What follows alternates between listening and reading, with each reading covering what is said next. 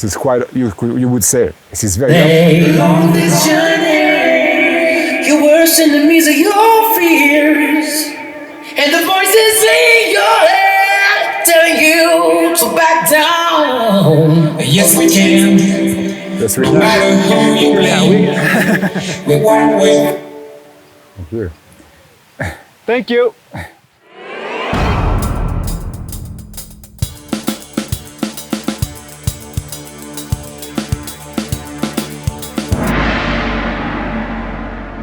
Hello everyone, my name is Manu Katché. I'm here in Frankfurt. I'm going to do a concert tonight with my own band, The Scope. And I'm pleased to be able to talk to you for a minute. And I hope you join in to watch it. I guess it's going to be interesting.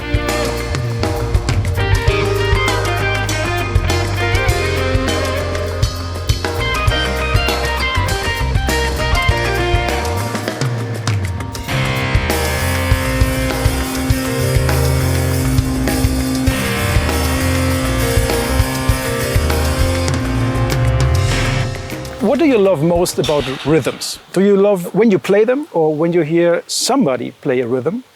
Is it more complex subdivisions? Is it just the primitive heartbeat? Or is it in-your-face grooves or the waves of a flowing stream? Okay, the thing I like about the rhythm, I think, is mostly the vibe you get out of it. Doesn't matter if I'm listening to a rhythm, if I'm playing a rhythm, or if we're all playing the same rhythm, it's just the vibe of it. Sometimes it's wrong. You know, you try to set up a rhythm and it doesn't work. Why? So many answers. But the thing is, I'm really into rhythm in a way of boosting. And when you play a rhythm, even if it's a ballad, if you lock in with everyone else around, you have something magical instantly, which works. And you feel it's very enjoyable. And there's no words for it because it's kind of a movement, a balance where you just feel it in your body and in your brain, of course, just by doing the same regular pattern with everyone else playing around. And the feel is very enjoyable. So it doesn't matter if it's fast, if it's slow, if it's busy, if it's empty. It's just it's more close to an instinct, primitive way of responding with the other musicians on stage or in studio than just thinking about subdivision and then they're going to be complex, I'm going to do this, then I'm going to do a fill-in there. I'm not thinking this way. It's the global thing which at the end of the day when I listen to it on stage or in studio and then afterwards, you know it's there because you have that move and you can go with your head and it's regular and it's kind of a trance in a way. You know, it's a bit of a trance, and it takes you in, and then you travel.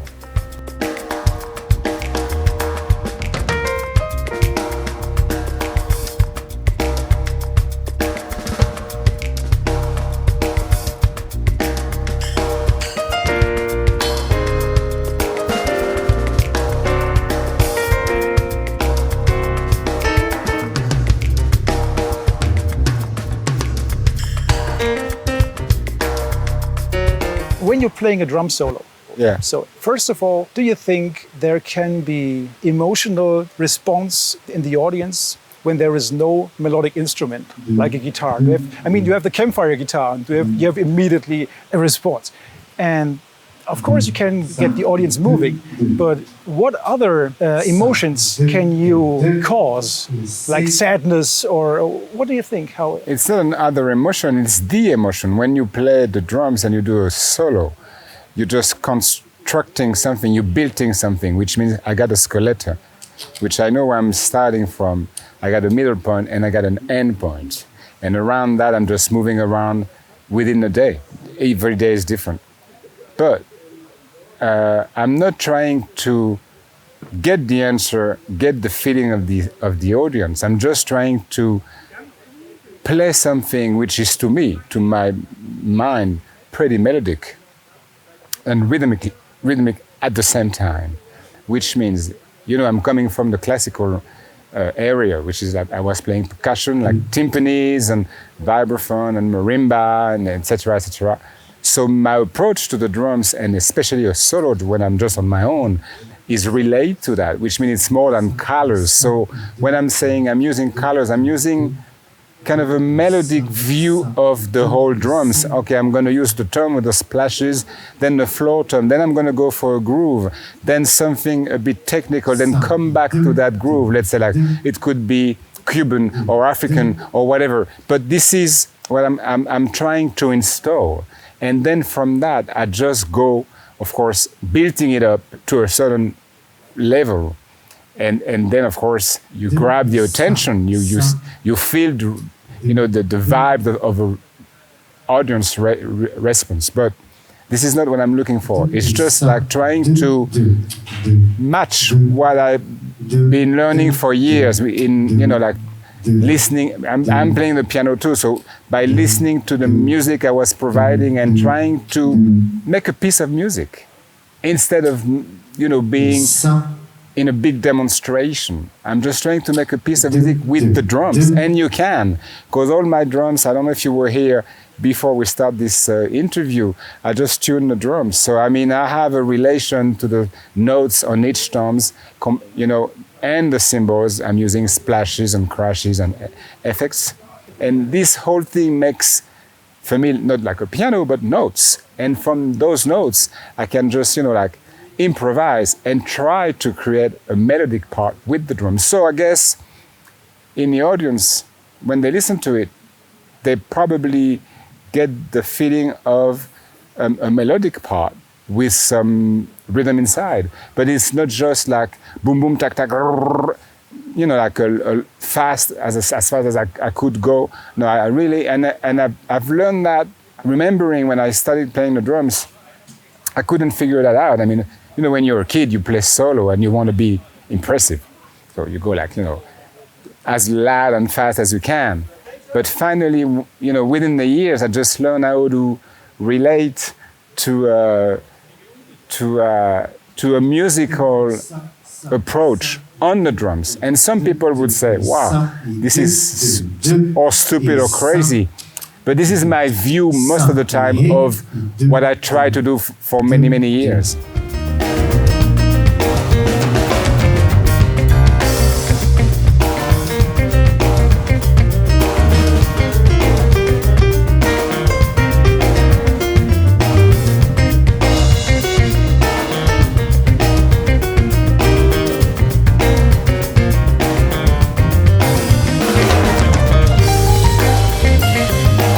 Do you visualize your playing internally, and is there a decision for what comes next, or is it just an impulse? I know it's improv. A solo is an improvisation, definitely.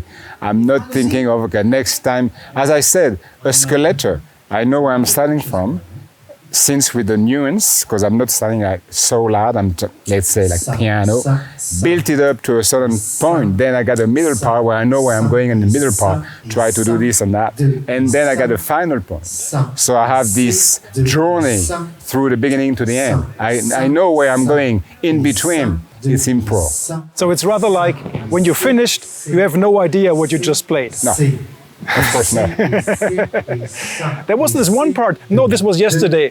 Oh, I don't even know. And that's funny that you said that, because even when I'm recording, I remember very recently we're doing the next Peter Gabriel album. And we were in studio doing tracks, like cutting tracks. And I was playing one thing to a song, like 2 or 3 times. Then we had a little break, like tea, coffee break. And I came back, and then Peter said, okay, let's do it again, guys. So we come back, and it's totally, of course, it's not totally different, but my approach is different. And he said, but Manu, you were playing that groove. I said, oh, really? It's not that I forgot. It's just like, I always try to be as spontaneous as I can. So, which means creativity. And I really like to just add things, even if it's awkward, but I just like to figure out, like, okay, let's do something different just to improve the take, or to improve the playing.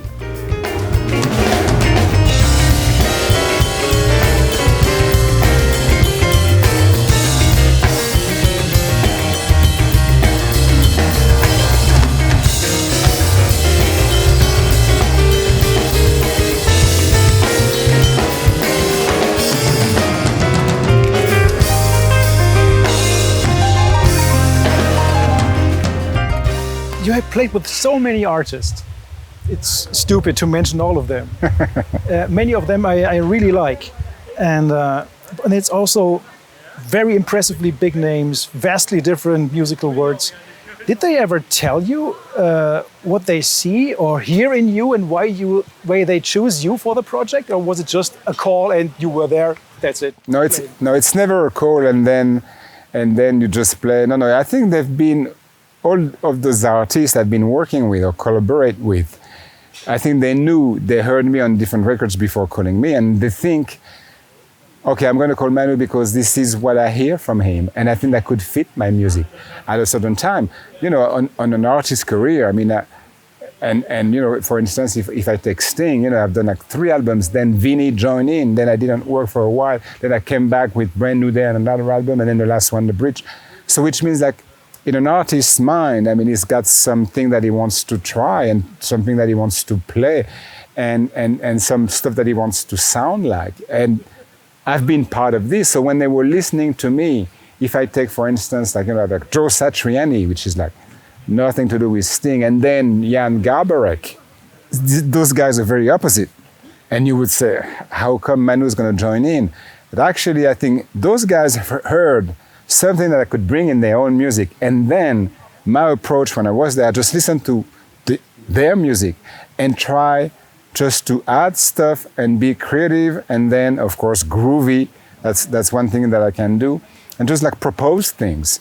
But maybe the one thing I couldn't do is metal music. I mean, this is not my area and I don't know much about it. But let's say for the rest of it, since what I've done, I think it worked. Before I didn't have in mind, okay, I have to play this way because this is rock music, or I have to play this way because it's jazz. I'm just going to play the way I am, and I hope it's going to work. And most of the time it worked because I didn't have in mind like thinking too much. Let's be instinctive. Let's just be instinctive, and then try to fit the music. Of course, I'm not in the head of the artist. I don't know what he wants and what he doesn't want. But we got some codes. And after a while, when you work in studio and then you go for rehearsal for a tour or for a concert, you kind of know what he's expecting from you, let's say. But I guess my style, I got a style and a proper sound, I think would fit the artists I've been working with. But once again, maybe not everyone. You know, specific one, let's say. And so far it worked.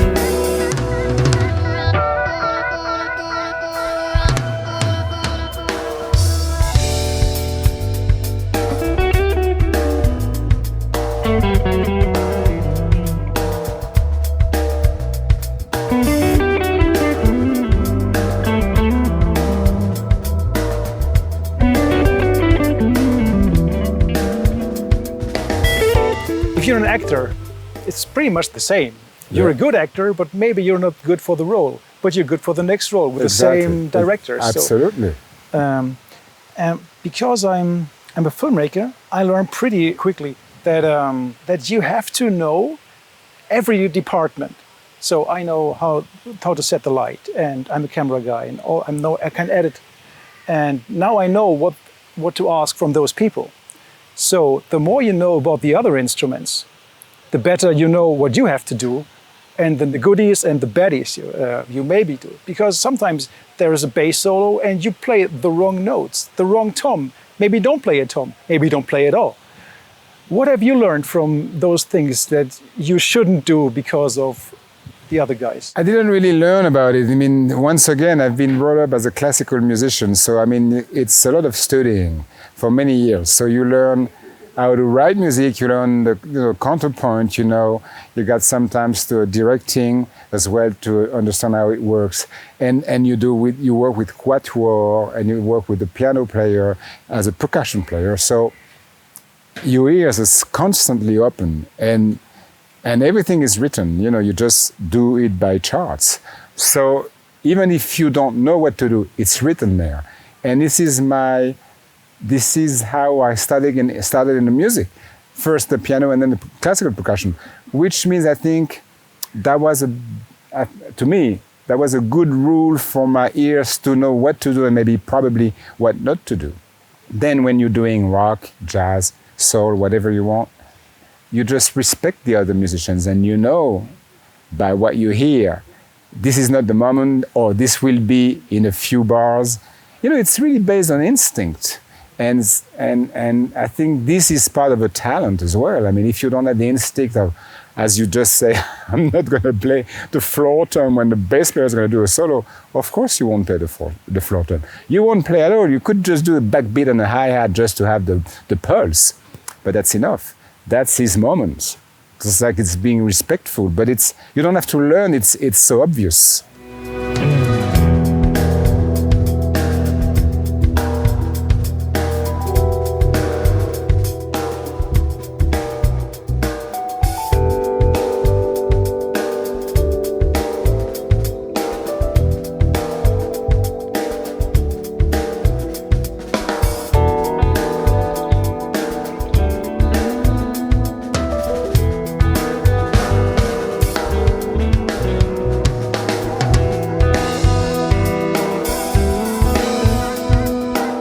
But did you ever feel like you're the wrong guy for the job, but you were wrong because you were the right guy for it? Okay, no, I think I felt that once with one guitar player, with Meola. He called me up in New York to do a session just for a track.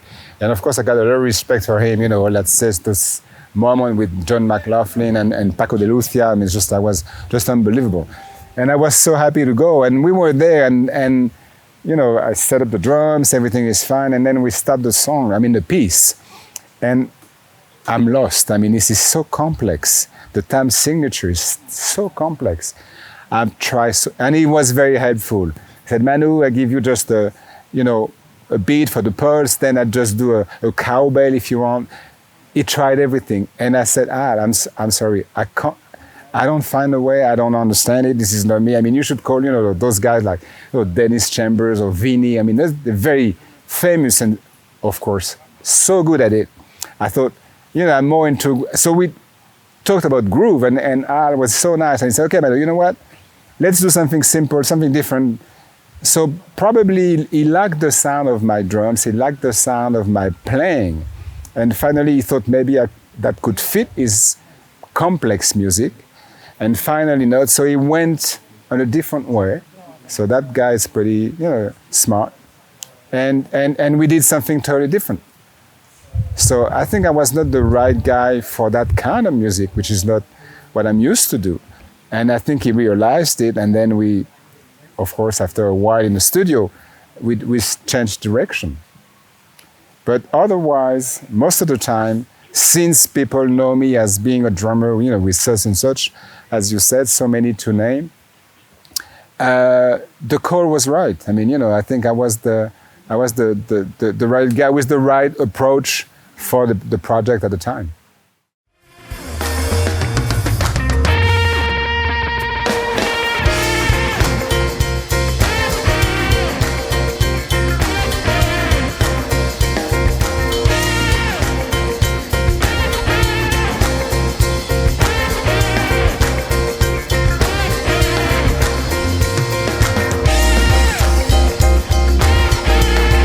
Music business, there are probably a lot of mistakes and misconceptions and rejections that wait for you when you're new to the business, when you enter the business. Probably you don't really know how it works. And those things you can't learn from playing rudiments in your rehearsal room. You have to do those, you have to fail.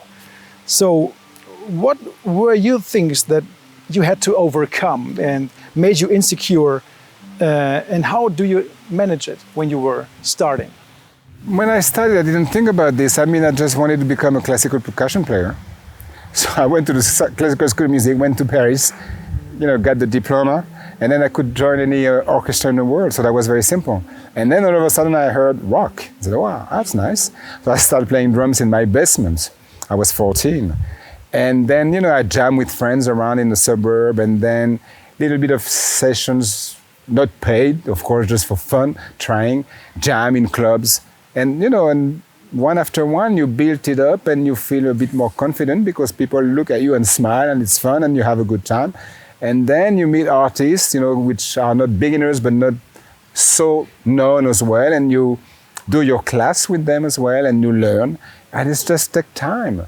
And I didn't have, I think I never had this vision of, how I'm going to approach it. No, I had that when I joined in with Peter Gabriel in '87, and then all those guys, like Sting and everyone else, those guys been used to a certain quality of drummers, and those drummers, they exist, they're there. They could call them. So what am I going to bring more? So that was no sweat, but that was in my mind, of course. And even if I'm still there after 35 years, I still have doubts about myself. So when I'm going to a session, when I'm going to a rehearsal for a concert, when I'm going on a tour, I'm not panicking. It's just like in my head, what am I going to be able to do it properly, to be a good professional, but to be a creative enough, to be spontaneous enough, to bring a new thing, not trying to do what I've done 20 years ago, trying to renew myself, which is very difficult after a while. But I always have that in mind, which means like I always have doubts. Of course, after you've done it, you feel better and more comfortable. But this is always with me, within my head. It's with me all the time. I don't show it, but it's there. Okay, thank you so much. By the way, the first record I listened to you playing for the first time, it was In Praise of Dreams. I was working for the Ensemble Modern back then here in Frankfurt, and there was just little CDs just for giveaways, right? That's the word. And I picked it up, was like, damn, that's good. I'm a metalhead, of course. Maybe you have seen that, but that very second I was like, I need to buy this. This is super awesome, and I'm still listening to it to the very day. So, thanks for that. Thank you.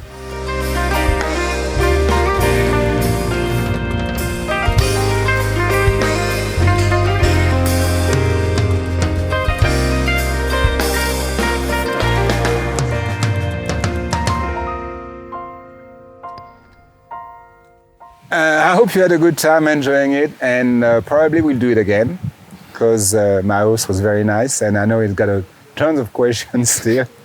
But thank you for watching, and say goodbye, and stay well and safe. Thank you so much.